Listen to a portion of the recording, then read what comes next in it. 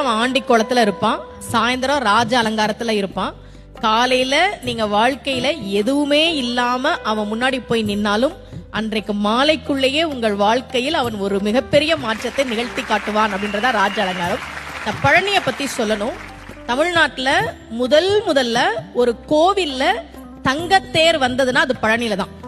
அதை உருவாக்கியவர் ஒரு தனி நபர், VVCR முருகேசர் அவர் பேரு. 1947 அவர் மட்டும் ஒரு தங்கத்தேர் பழனிக்கு உருவாக்கி கொடுத்தார். இன்னைக்கும் அந்த தங்கத்தேர் தான் பழனியில இருக்கு. அதன் பிறகுதான் மற்ற கோவிலுக்கு வந்தது. விடுதலை கிடைச்ச கையோட ஒரு தங்கத்தேரையும் வாங்கிட்டாரு போல இருக்கு. ஏன் ஒரு தனிநபர் பழனி கோவிலுக்கு தங்கத்தேர் செஞ்சு கொடுக்கணும்?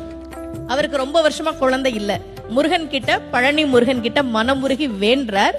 இரட்டை ஆண் குழந்தை பிறந்ததால் நன்றி கடனாக அதை கொடுத்தார். அப்போ முருகன் கிட்ட நாம ஒரு விஷயம் கேட்டா கேட்டதை விட அதிகமாக